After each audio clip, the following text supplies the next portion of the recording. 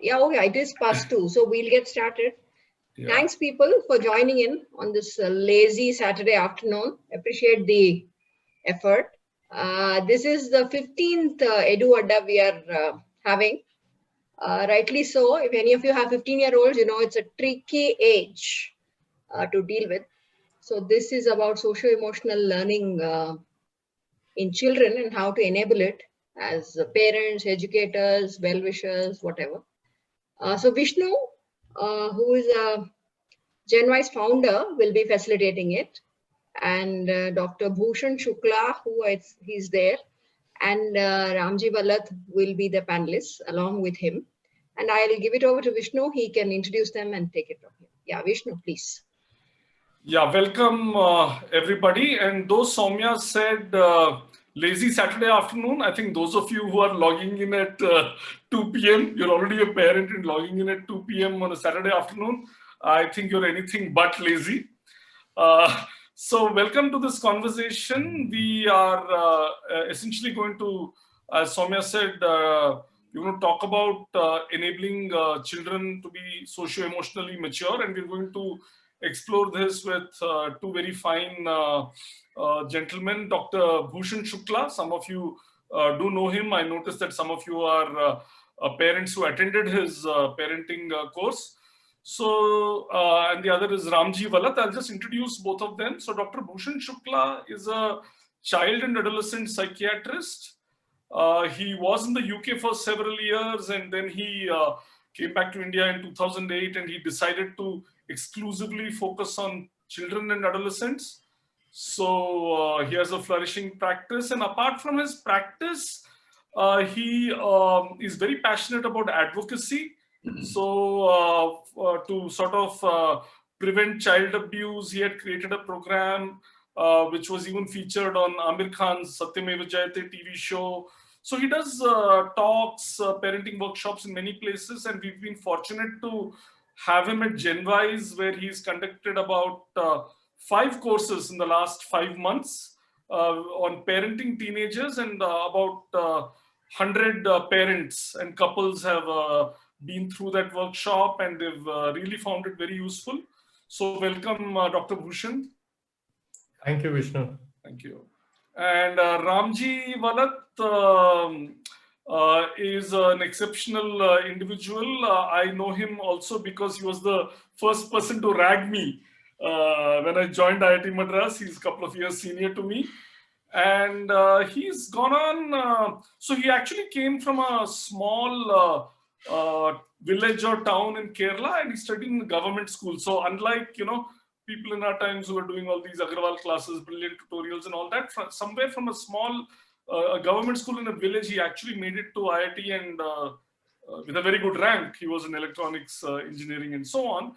And he continued to have a very good career. He went to do his MBA, and after that, he worked for various corporate companies. In fact, his career was very much on fast track. At the age of 34, he was the youngest business head of a telecom company, Airtel, I think it was. But then life tried to crash him. He woke up with realizing that he couldn't get out of bed one day. He had a crippling autoimmune disorder. Yet that could not sort of crush him. A lesser mortal would have perhaps been. But Ramji took it all in his stride. He actually reinvented his life during that situation. In fact, his first book, which is a delight to read, it's for children. It's called Oops, the Mighty Gurgle. His hands were paralyzed and they could not move, but he wrote the entire book speaking into a device which would then translate it. And from then on, he's transformed himself. He's basically a keynote speaker. He does motivational talks, including to GenWise children. He's addressed about 50,000 children as of now, and his mission is to touch 1 million lives. He's also writing a book on parenting, which is done and will be published in the next couple of months, I think. It's called Active Parenting. So welcome, Ramji. Thank you. Yeah, thanks. So to kickstart the conversation, question to both of you. We've used a fancy term, socio-emotional maturity, and much as I do not like jargon, I could not think of any other term to sort of give here. And in my mind, emotional is more to do with self and social is to do with other. But I think it's hard to separate self from the other. I think we discover ourselves in our relationships with others and vice versa. So the first question I have to you is, what does it really mean to be socio-emotionally mature or not be mature? And I'm not saying that adults are necessarily, all at the same level of socio-emotional maturity. So what are some things which demonstrate that this kind of maturity is broadly there, or what are some things which show the lack of it? And is this something which manifests and is seen clearly only in times of challenge, or even in good times do we see it? So just an open conversation on this question for a while. Yeah. Ramji, you want to go first? Sure, I can do that. Yeah. So, first of all, I think emotional maturity is a very fundamental part of social maturity. When you're comfortable with yourself, your own emotions, and you're able to control it well, that's when you also are able to become adept at social handling. And any social situation, you're able to comport yourself well, you're able to actually connect with others, etc. If you are able to also understand your own emotions. And in my opinion, the hierarchy of emotional maturity is, first, you're able to identify your own emotions. You're able to then express your own emotions. You're able to control your emotions. And then you're able to influence others' emotions. And that's a hierarchy of emotional maturity. And as you can see, the last part of it is where it becomes a social strength as well, when you're able to actually influence others' emotions. This starts pretty much from childhood. In fact, I'm going to sort of give an example. There was a nice video which was floating around on WhatsApp University. One of the video was of a baby, 2-year-old baby who was sitting on a potty. And he kept saying in a very funny voice, I did not do potty. I did not pee. I did do potty or something like that, I've seen that one. The father who was watching this, and the father was cracking up. And the father was cracking up so much that so after some time, tears started coming down the father's face. And then the baby suddenly changed, and he looked at the father very concerned and said, "Daddy crying?" And I thought that was so much of emotional maturity at that age. So emotional maturity can start at that age and then go all the way. And then you can be 70-year-old and you be a Donald Trump, and you will have the emotional maturity of a spoiled 3-year-old. Yes, so emotional maturity and social maturity, in my view, go very much hand in hand. And one feeds on the other. And it also feeds the other way around. The more socially mature you are, the more you are able to actually think of the other person and support them and give instead of asking for things all the time. The more you're able to give, the happier you become, the more emotionally stable you become. So it's something which really feeds on each other.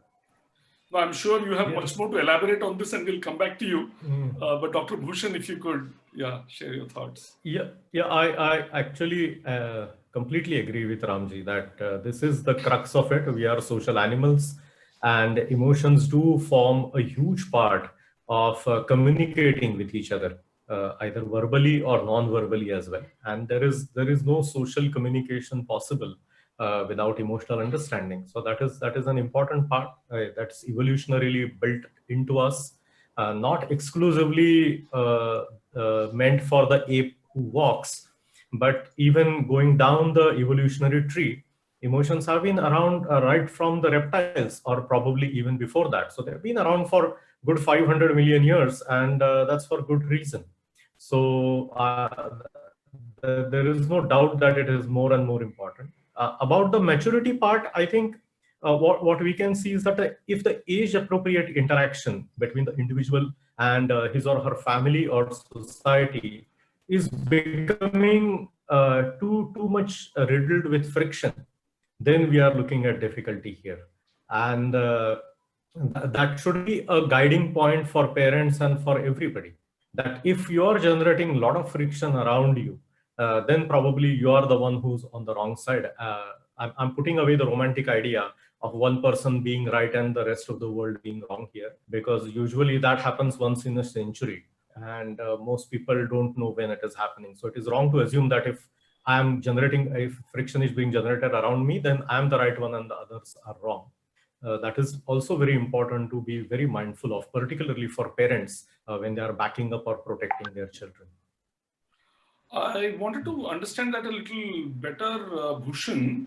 What do you mean when you say this friction? Because I'm also thinking that a lot of socio-emotional maturity gets built through friction. So perhaps it would help if you can clarify. So the thing is that at specific age, we have a general idea of how a human of that age is supposed to handle themselves and interact with other people.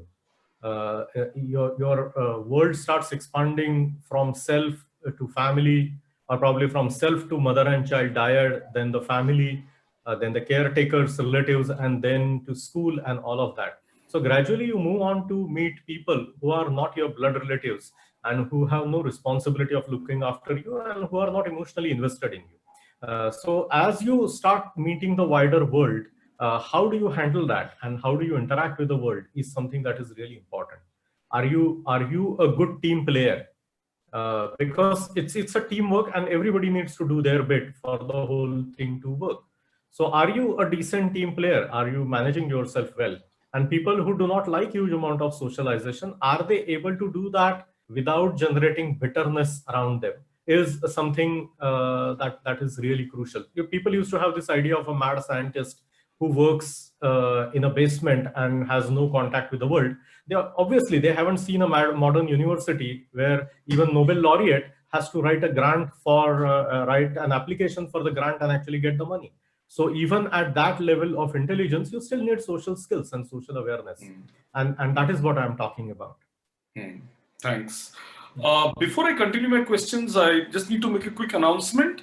So we'll be speaking for about half an hour, and after that we'll throw open the floor for questions. But while we are speaking, please feel free to put in your questions and comments in the chat box here in Zoom. And if you're not on Zoom, please put it in the Facebook comments box, and one of my colleagues will be pasting it on here for us to have a look at. So coming back to this conversation, I would like us to spend maybe a couple of minutes on how this socio-emotional maturity looks, maybe in adults, maybe in professionals in a working environment or in the home environment, because in my own personal experience, I have found that sometimes there are misconceptions about certain things like, say, willingness to work hard. Maybe, people understand, but there are certain things I find even a lot of adults, including myself, failing maturity in some aspects. So for example, and maybe it's more true in our culture, this aspect of having difficult conversations. So people often tell me that I'm a great team player, right? And 90% of people have told me this, have a lot of issues with productive conflict. They actually go passive. They're not able to challenge things. So this is one example I've seen, and there are other things like this. So for example, the same people who may say they are good team players, they may have no qualms about talking behind someone's back, which is again related to productive conflict. So if you could spend a little bit of time just maybe elaborating on what are some aspects and somewhere I believe that this has to do with how you were raised as children. So if you could talk about some lesser understood aspects of socio-emotional maturity, which are very important nevertheless, that might be helpful. Yes, Bhushan. I think you're on mute, Yeah. Unless that happens at least once in a Zoom call, I don't think you have really arrived at the conference. So, okay, that has already happened to me. I think one big aspect that we need to be constantly aware of is the existence of flexibility. Because as we change the scale of human interaction, the rules change quite significantly. And I borrow this from Nassim Taleb and his thinking that I can be an individualist at a very large nation level, but when it comes to my family, I may be a very biased person, and very different rules and values may actually apply at that level. And this ability to change the focus and change the rules of the game, depending on how many people are included and really what is at stake, is at the core of emotional maturity.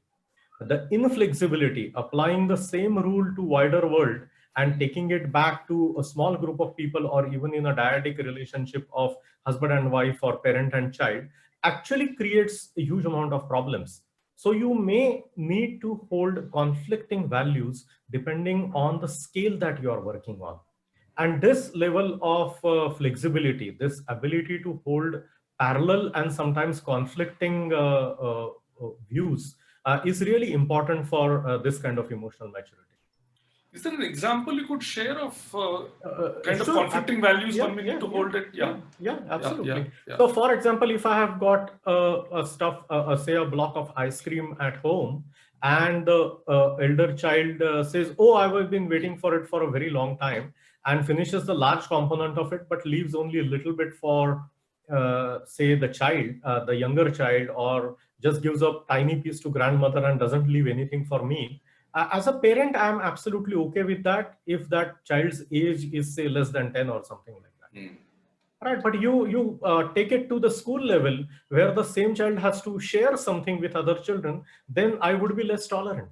And if this is applied to a larger society where a limited resource is to be divided between people, then very different rules will apply. And all those rules will be equally true at all those levels.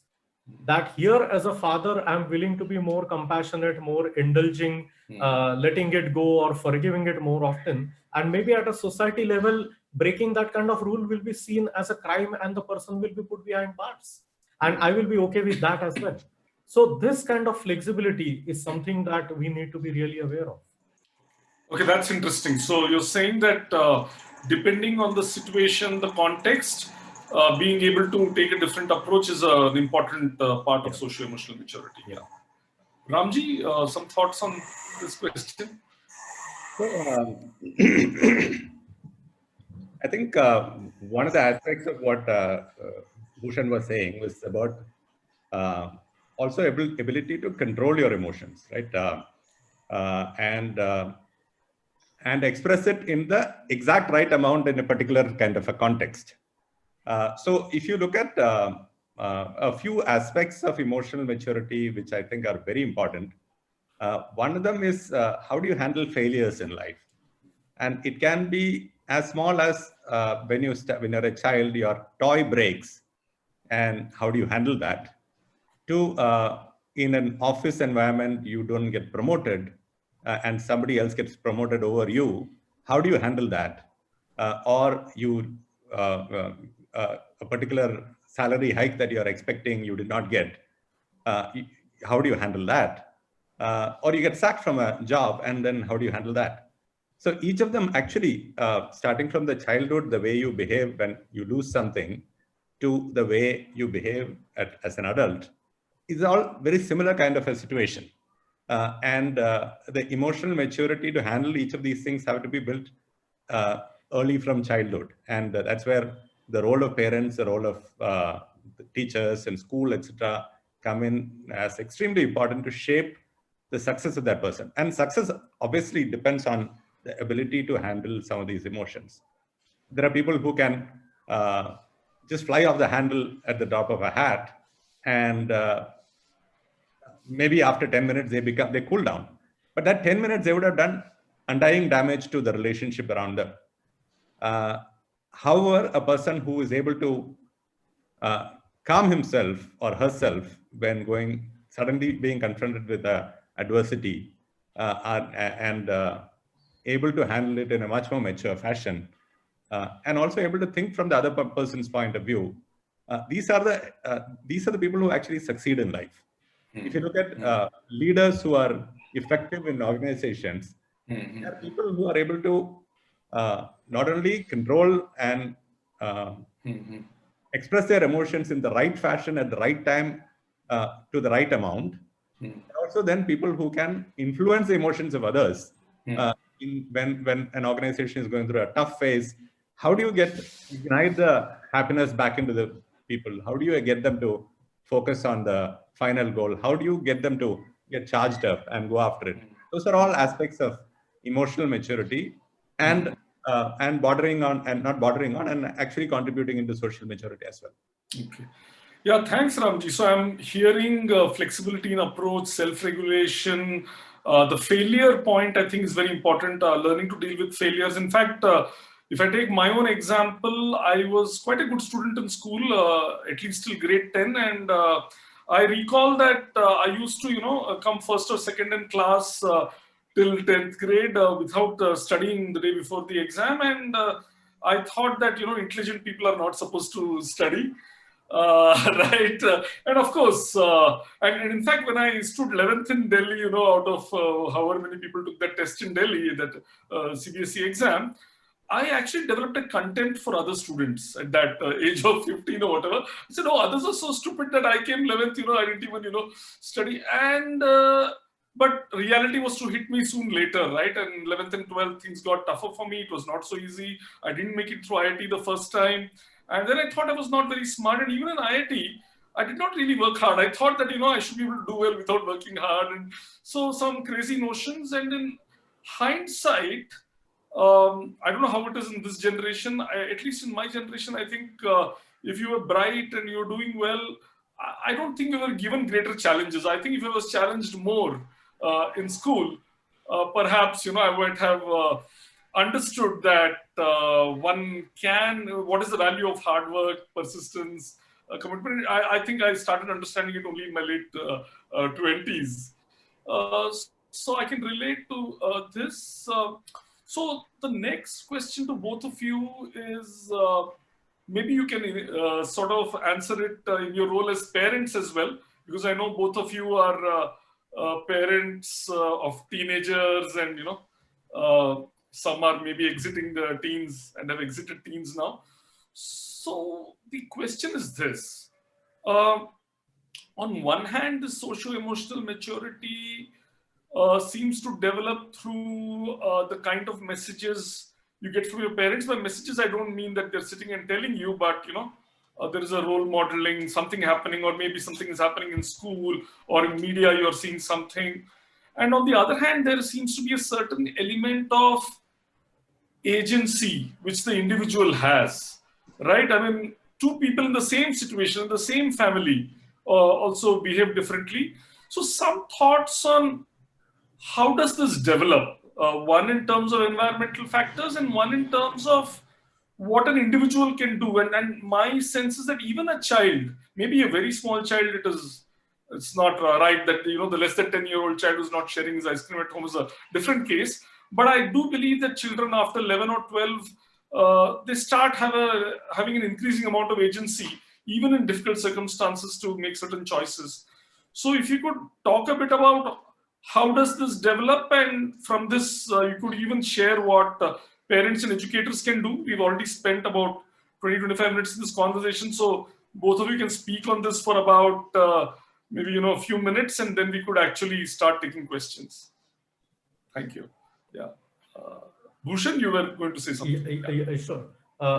See, the part of emotional awareness, emotional maturity, and all of this, I don't even know if we can tease out each of them separately, because they are so interconnected, interdependent, and they grow together or get harmed together.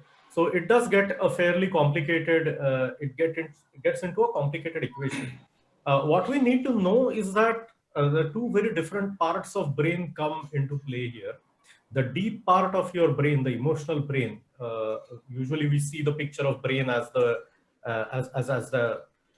just surface of the brain, but deep inside there, right at the core, is your emotional brain, what used to be called Pappes circuit. And this is something that we are born with. It gradually gets conditioned and gets under control of our prefrontal lobe.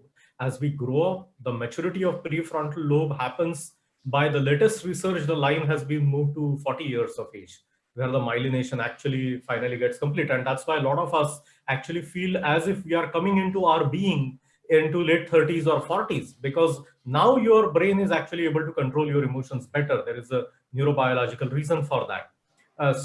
And again, from your area, we know that mature startups, mature people starting startups actually make better money and make better companies than a 19-year-old, though the 19-year-old gets featured on TED Talks.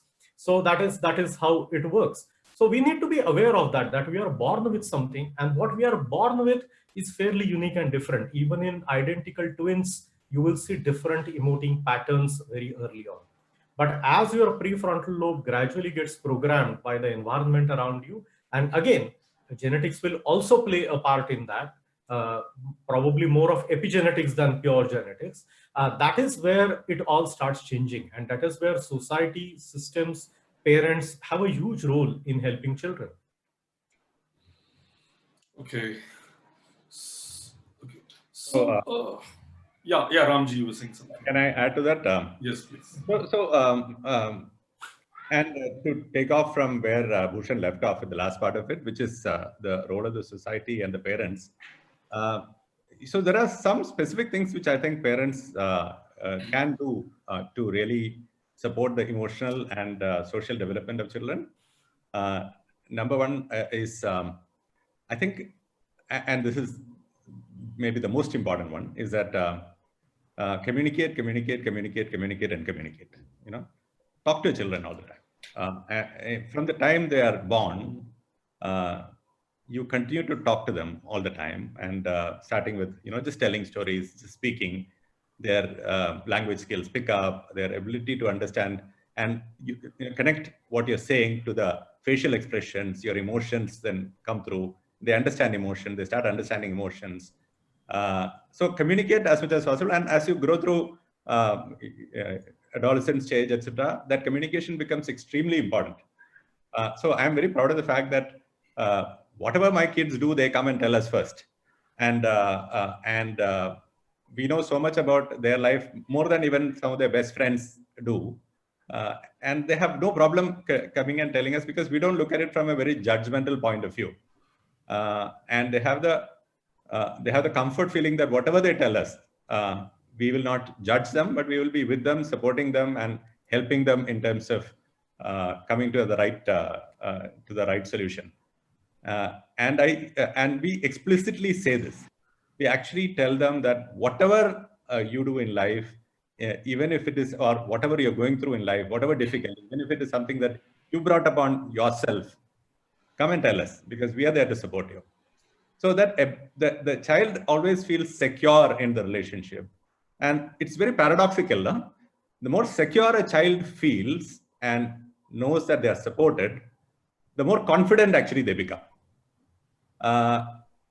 It is not like, you know, throwing them into the world without any support makes them confident. That doesn't. That actually creates so much of stress in their brains, and the protracted stress can actually have a lot of negative consequences, including affecting IQ, not just emotional quotient or emotional intelligence. So that's one part of it. Number two is, I also always felt that telling stories is an amazing way of building emotions. And when you tell stories, and stories are a very non-intrusive way of giving gyan to the child, because they accept it like, you know, it's like sugar coated, and inside that there would be some values which you can impart, and that always helps. So it's a very easy way of injecting them with the right values. The third thing that I found is respect your children. So empathy for the children, ensuring that whatever issues they are facing at their level, you do not trivialize it. You actually give it the respect that it deserves, because at their age, that particular problem may be a huge problem. So sit with them, understand the problem, help them through it. That will actually help, because then they realize empathy is an important part of, I mean, they pick up empathy, and then it becomes part of their lives, and they become strong socially. And another very important thing which I keep saying is that just keep hugging them all the time. kids who are hugged many times a day, they become emotionally much more stable because they know that they are secure in the family. There are people who are taking care of them. Their stress levels come down. The level of stress hormones in their body goes down. And this is a very data-driven scientific fact that if there are mothers who are available, and this is specifically mothers is what the study says, is that they're constantly, and even in mice and all, they're groomed regularly, then they become emotionally more mature. Whereas if they are not, they have serious amount of emotional issues as they grow up. So parents who hug their kids make great citizens. Thanks, Ramji. I just want to share a couple of comments on some of the things you said. So this point about secure children being more confident, I think is a great point. It reminds me of what Bhushan says in his parenting courses, and I think he heard it from his mentor perhaps, that children need love, not praise. And unfortunately, sometimes we confuse the two despite our best intentions. And praise can actually cause a lot of stress, right? Because now it is related to a performance in the external world, right? Praise is typically related to that. So I think that's a great point. The other thing which I'm reminded of when you spoke of respect, there was a person called Anton Makarenko. This was like in Soviet Russia, turn of the century, 1910, 1917, and there was a lot of political turmoil, and there were many children out of the home, 14, 15, 13-year-olds, 17-year-olds. And so he had a tremendous track record in turning around many of these children and making them into responsible citizens. And he had a dictum. He said, respect the person as much as possible while simultaneously making as many demands as possible. So what ends up happening is either we are too respectful in quotes and not making any demands at all, or we are too demanding and not respectful enough of the uniqueness of each individual. And I think when you can balance both, then it's really a beautiful situation. So what I'm going to do now is I see we have a lot of questions. So I think we will move on to the questions, and I'm sure the questions will hopefully give you an opportunity to share some of the thoughts in your mind as well. So the first question is from Ruchi Sharma. Her kids are 12 and 9. And she says her kids have not experienced any significant failure as yet. And how can parents consciously make this happen, provide them a challenge so that, they learn from failure and develop this kind of resilience? So any thoughts on that? Bhushan, would you have anything on this? Bhushan? You're on mute again, maybe, I think. Okay. Maybe he's frozen too. So Ramji, if you have something, please go I ahead. do have some thoughts on this. Huh? Yeah. This is a very interesting one. And this actually also touches upon another aspect of parenting, which I think is very important. Basically, helping children move out of their comfort zone, enable them taking risks in life. And how can parents do that? By making them experience things which they have not done before, constantly encouraging them to try out things which they have not done before. So, for example, if a child has a difficulty in speaking in public or singing, is a great singer, but in a group, the child becomes embarrassed to talk, to sing, or shy about singing. So how can parents slowly encourage the children to step out of their comfort zone? And I'm not saying put all your pressure on them and say, you have to sing. Slowly nudge them out of their comfort zone every day on certain things. Slowly, there would be times when they will fail, and those times are the times when they really learn, because they will learn from failures. They will know how to handle those failures, and at that time, be encouraging and help them through the process of assimilating the failure and making it into a success. So can I take two examples, Vishnu? Go ahead, please. The time. So I just want to talk about two instances. So one is about my son, and he was a great basketball player, and he was all set to become get into one of the top clubs in Bangalore, and he was performing well, which would have meant then next he could try for state level and all that. And that year he was 13 or 12, I think, and suddenly he developed a problem called Osgood-Schlatter, which is basically some kind of a growth in the bone below the knee, which happens to very athletic children. And the doctor said, you cannot play basketball for at least for the next 1 year. So this is a boy, 12 years old, who has put all his passion into this, and he saw a career path for him in basketball, etc. And in that hospital, the doctor told him, and I was watching him, he just came out and he had tears coming down his eyes for about 3-4 minutes. Then he just bounced back and he picked up music and playing guitar, and then he went on to become a lead singer in his school. He was able to handle that failure very well. And so encouraging children to do things, multiple things which they are not comfortable with, will ensure that over a period of time they are able to assimilate failures and become really good at it. Thanks, Ramji. Bhushan, I think you were frozen for a while. Do you have anything to add on this question about failure? How can parents do this consciously in a way which helps children? Bhushan, you're on mute. Yeah. One thing that I would definitely urge parents to do is to consciously develop emotional vocabulary with children. And this is not something that one should wait for till the problem actually arises. Many times we have seen that people have no words to express how they are feeling. They use very gross, broad words to describe the category in which the feeling resides. Say, for example, I'm feeling sad, but sadness has 20 shades. And what is the intensity of my feeling? And I need to have those 20 words for that. It is said that Shakespeare has close to 350 to 400 emotive words used in his literature. I usually do this exercise in emotional intelligence workshop with children and adults as well. And we usually give them this exercise to find out the numbers. And I've been conducting it for the last 20 years. What I've realized is that the vocabulary is gone down so seriously over 20 years that 2 weeks ago, when I conducted this exercise with psychiatry residents at the medical college where I teach, the maximum number of words that one person was able to generate was 27. My God. Okay, and we are talking about people who are going to be practicing psychiatrists in another year.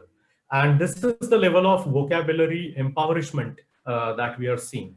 If you cannot identify the emotion, if you cannot label the emotion, if you cannot identify the shade of the emotion, if you cannot identify what components are going into that emotion to make it a secondary or a tertiary complex emotion, you will be absolutely helpless. You will be like somebody who's standing in front, on a rail track, facing a train which is coming at them for 100 kilometers an hour, and suddenly find their legs paralyzed. Okay, and they do not have the sense to crawl out using their hands. It is literally like that. And so talking about emotional words is really important. And that is where I would again go back to what Ramji said just a few minutes ago, reading stories. Because stories is where you develop emotional vocabulary, where you come across situations in a transpersonal and impersonal way where you are not directly affected by it, but you can see it happening in other people. There is an entire workshop that I do for how to tell stories to children, particularly using fairy tales for very young children, and why that is really important. And unsanitized fairy tales, not the ones which have been approved by Ofsted or something like that, actual raw fairy tales that we were told as children. And this is important. When children have the emotional vocabulary, they learn to identify difficult emotions much earlier on and then start dealing with it. So I am 100% in agreement with Ramji here. This is a great point, not so obvious. So in a way, when we are able to name it, we are sort of able to bring that demon to the dining table with us, and then it's far less scary than being hidden away somewhere and festering and doing whatnot. Absolutely, Yeah. absolutely, and there is a lot of magical thinking that goes into it. You know, the fairy tales tell you about a mother who was converted to a witch and stuff like that, and you start wondering, when does this happen in real life? But what we don't realize is for a 3-year-old, a mother who makes him sit on the lap and feeds him something nice, goes out for 2 minutes, and when she comes back, she's entirely very angry with him for from his point of view, something very trivial like pooping in his pants, and then she kind of gives him a slap. For him, the magic has happened. My loving mother was converted to a witch Right. the moment she went out. So there must be somebody out there who's converting mothers to witches, right? So this is a reality for a 3-year-old. Unfortunately, as we grow up and as we become hyper cognitive, we kind of disconnect from our younger selves. And fairy tales and stories is the only way where we can reconnect again. So this is starting very, very early. So we are thinking maybe that, child is 8, 10, only then this happens. But you're saying that very, very early, such narratives are being built. Absolutely, Okay. absolutely. Vishnu, sorry. Yeah. Can I sort of, there's something important which I forgot answering the earlier question. If I can just add another. If your children have not faced failure, it really doesn't matter. One of the things that you also need to do is tell them about your failures. I think that really helps them handle failures better. So I make no bones about the fact that, like Vishnu, I also lost my way in IIT, and I actually flunked out in the sense I lost one whole year in IIT because I failed in so many courses. And it was completely because of my stupidity, the way I handled my life, that it happened. And there are several instances in professional life where I have failed. I tell them about it. Of course, I also tell them a lot about the way I went through my physical disability and then how I managed to convert it. The more, and this is all part of storytelling, as Bhushan was saying, you are telling stories, and this time it's not a fictitious story, but it's actually a story that you're going through. The more you tell them about those and the emotions that you went through and how you managed to overcome those, the lows in life, the more they internalize this. And possibly this is one of the reasons my son managed to actually get through that disappointment of basketball, because I used to tell them a lot about my own failures and how I managed to overcome that.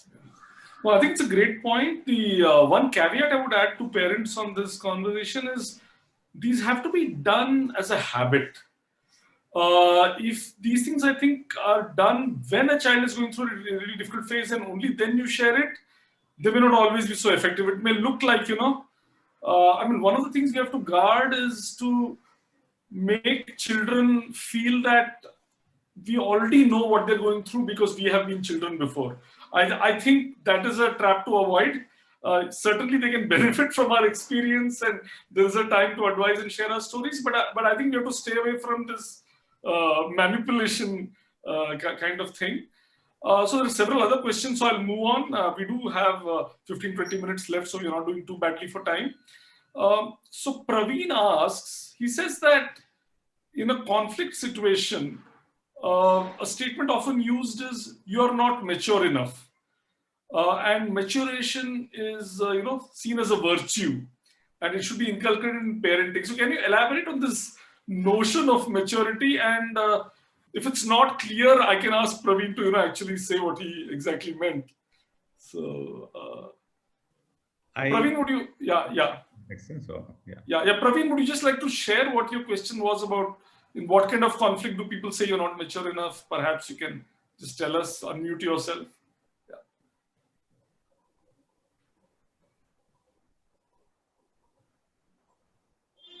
Okay, I'm not sure if Praveen is there. Okay, I'm going to go on to another question there, and we can come back to this if Praveen surfaces.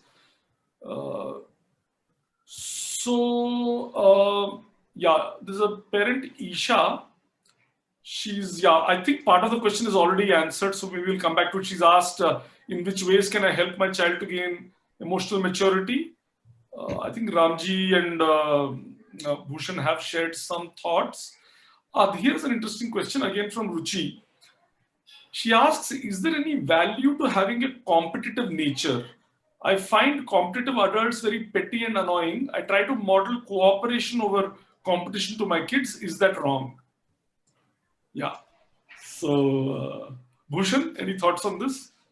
That's always a difficult one, because what we speak about competition at home and what we internalize can become fairly tricky.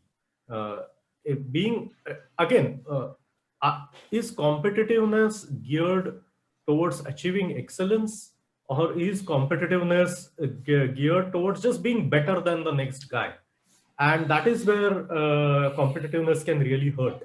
Because as long as you are interested in being just better than the next guy, as we all have experienced that till 10th standard, we were all kings in our school. And the moment we were facing the wider world, we kind of had a real bloody nose real quick. So if we were taught to focus on excellence of doing better, then challenges can be created internally, and they are worthy challenges. So this is something that we need to think about. This is something that I have seen in sports again and again. I think this is something that Chris Evert said once about Steffi Graf. I mean, Steffi Graf came in towards the fag end of Chris Evert's career. But Chris Evert said it's very frustrating playing Steffi, because even if you play a good shot and you earn a point, Steffi is upset with herself. She doesn't even realize you are there. Sometimes you get a feeling that you are there just so that she can play better tennis. And that is the level of excellence focusedness that Steffi Graf had. And this is something that if we can inculcate in our children, it works really well. I think that's a wonderful anecdote about Steffi. I want to very briefly add to that. I used to be a trainer for the 7 Habits of Highly Effective People, and Stephen Covey frames this competition thing very well, even in sport with his children, grandchildren, where what he would do is to set 4 or 5 goals, right? So the goal is not just to win. Win is one of 5 goals. The other goals are learn, have fun, help your teammates, and so on. And they would do an audit at the end of every game his child would go to, and you can score 80% every time, even when you lose. And one time you score 100% when you win, wonderful, right? So I think reframing what winning is can help a lot, just like I think Steffi just did it. There is... Vishnu, can I just add? Yeah, Ramji. This is very close to my heart, so I need to... Yeah, please. Till the age of 34, or maybe even all the way up to 38, 40, I used to be like very competitive in terms of I wanted to be the youngest person to become the CEO of a telecom company. I wanted to be the youngest person to achieve something, a promotion or a particular level. I was very focused on that. I was not a jerk. I was not a very bad person, but I was more focused on this than anything else. But after my life took a turn, the biggest change I made in my life was to focus on how can I add value to other people's lives. And that is when I actually started reaching out to others and helping them and enabling them and supporting them. And I can tell you that I have become a far happier person in life by doing that. And I suppose as parents, one of the things that we want to do, and possibly the most important thing, is that we want our kids to be happy. And hence, cooperation encouraging them to support others in their team. And as Bhushan said, strive for excellence rather than to be better than the other person. If you can do that, and you can strive for excellence and still be collaborative and support others to also become excellent. And if you can enable that mindset, you will make happy children and happy adults. Yeah, thanks, Ramji. I think this is probably not so easily understood about giving, right? That how much you yourself are gaining through that process. It's very intangible.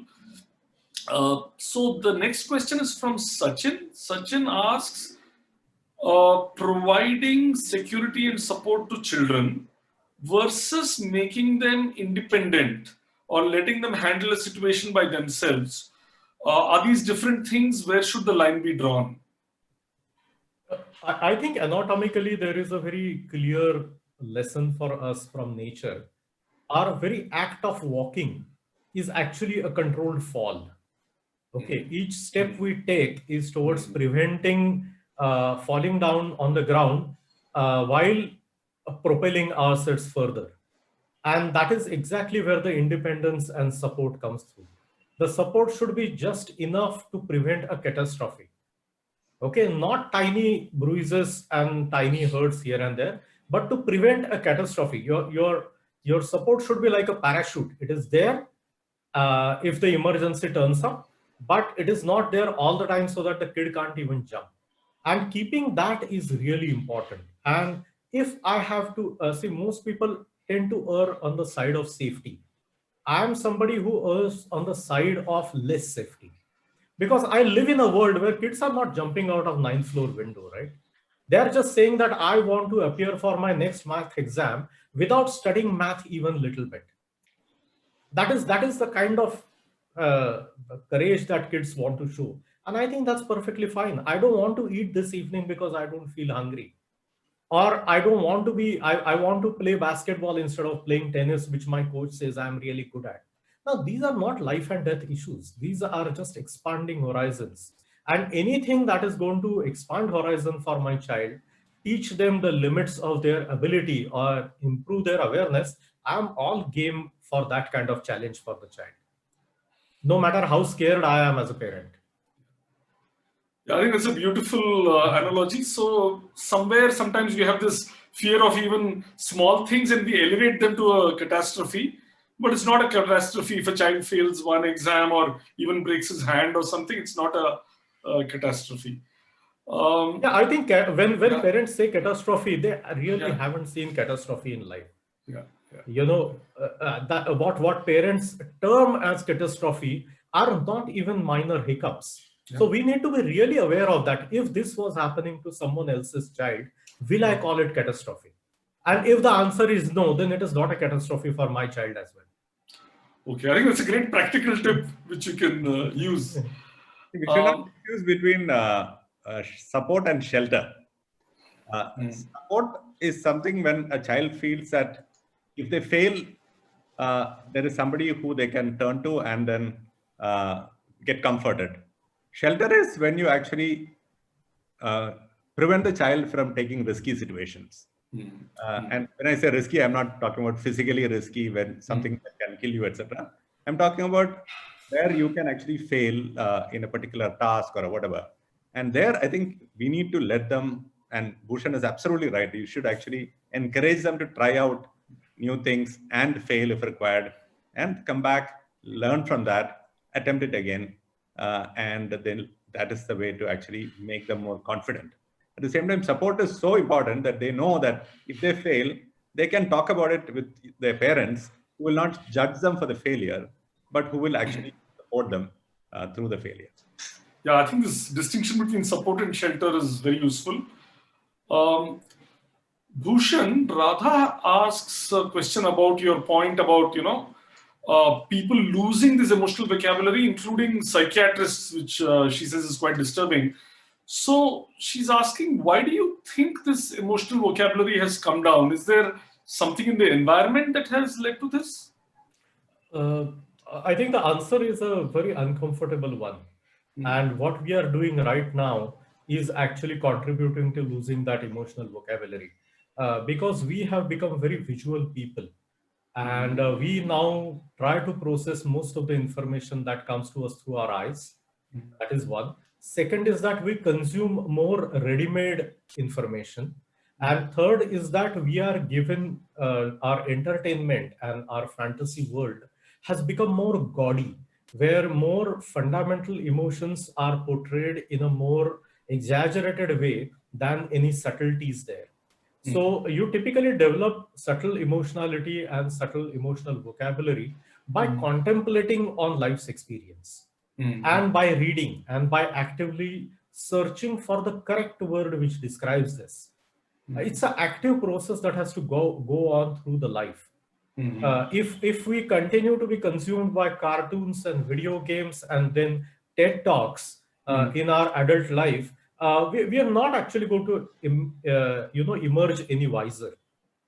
So actually being an emotional being, recognizing that we are emotional beings, reading good literature, looking for better words, making a habit to use these words more and more. This is something that is really important. I was very lucky to have teachers like Dr. Mohan Agashe as my psychiatry teachers, who would make us watch a good movie every month when we were psychiatry residents.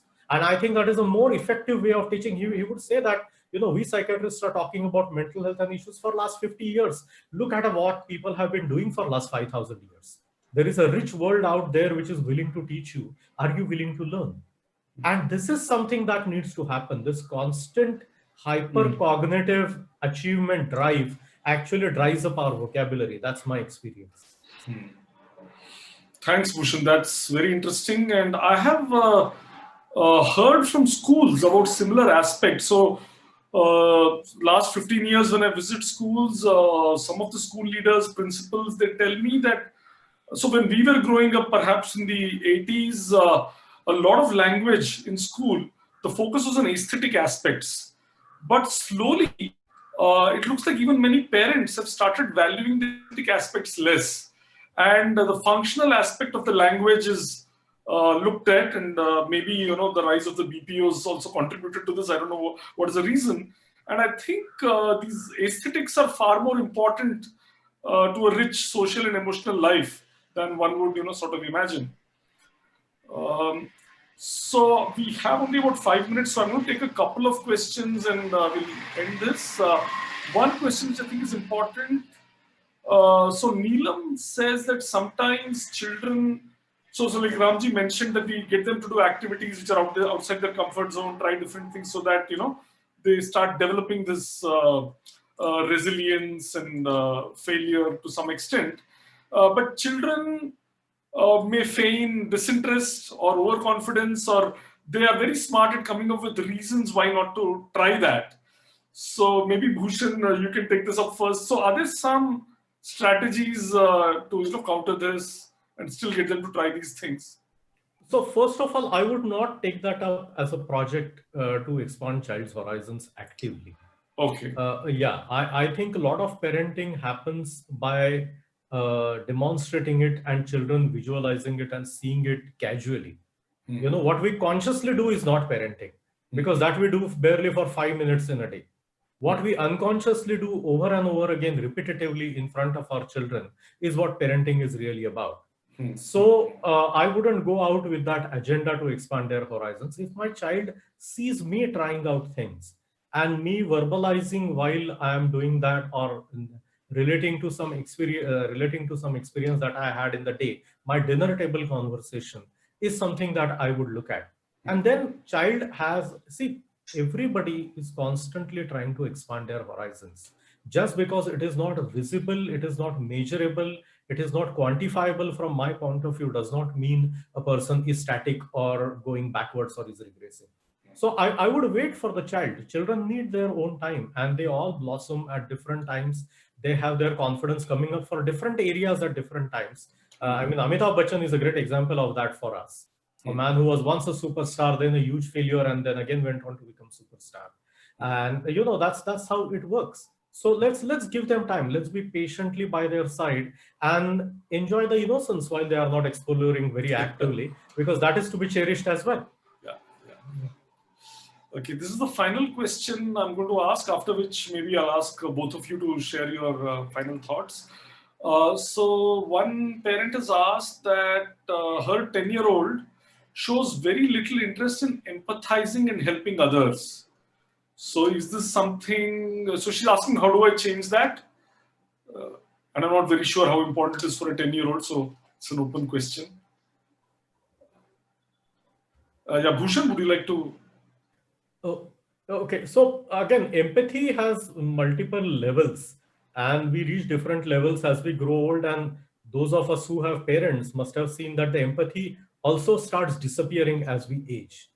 Okay, that is one of the sure signs of aging, where we start becoming more anxious about ourselves than what is happening around us. That is when we are aging in the true sense in the neurological field there.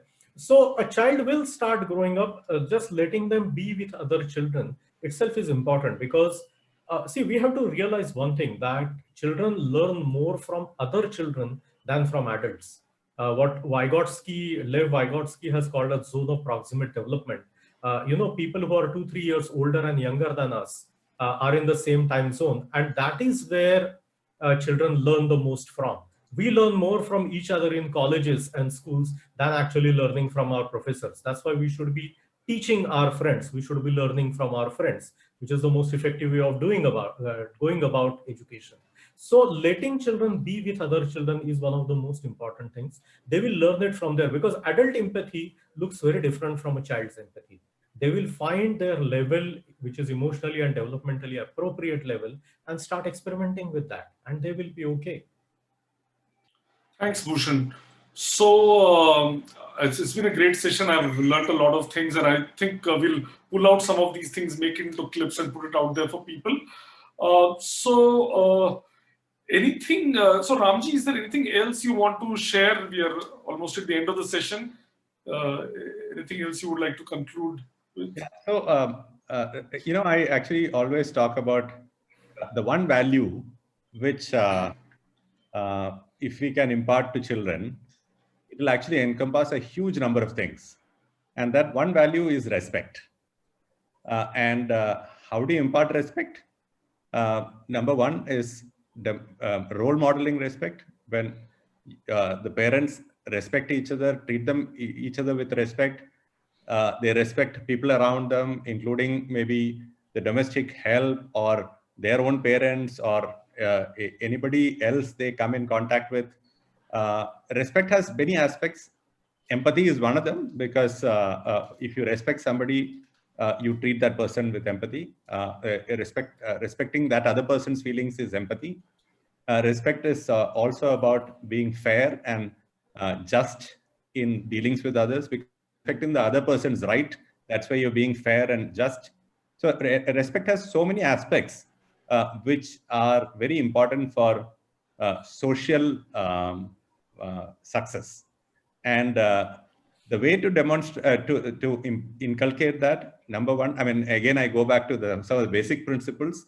One is communicate, communicate, and communicate. Talk about certain things that you are doing. One is obviously to demonstrate it by role modeling, but you can also then talk about certain things. And what Bhushan said about dinner conversations, I think that's worth their weight in gold. The dinner conversations every evening, ensuring that the family sits together and talks about experiences and making children learn from that. Not as a conscious learning, but just talking about it makes them understand new things, new aspects, new perspectives, and learn from that. That's hugely important. Storytelling is very important. But respect, if you can inculcate in children, I think it's 50, 75%, 80% on the way to success. Thanks, Ramji. That's very useful. Bhushan, any parting comments? No, I agree with Ramji. I honestly wouldn't add anything to that. Respect, communication, being together, and learning via experience is probably the best thing we have on hand. Okay, thank you, Bhushan. So I'm going to conclude this now. I just want to share that we have a lot of courses coming up on the GenWise Online platform. Ramji is starting a course on the 28th of November called Hardwiring Positivity. It is for children in the age group 13 to 16. There are 4 modules. You need to attend only one module, which is 3 sessions. And if you want to attend all the modules, then you have to attend 9 sessions. Bhushan and Ramji spoke about the importance of stories in developing a rich emotional life. And Valentina Trivedi, who is on the board of Doon School, and she's a fantastic performer and educator. She is conducting a course called Kathastu, Creating Stories, which is starting November 16th. So if your children are 10 to 12 years old, that's a wonderful course. And there are many other courses coming up. Soumya has just pasted some of these on chat, so you can take a look at these. So thank you very much. So we've ended the conversation here. And yeah, thanks for taking out time and being with us for the last 1 hour. Thank you. Thank you. Thank you, everybody.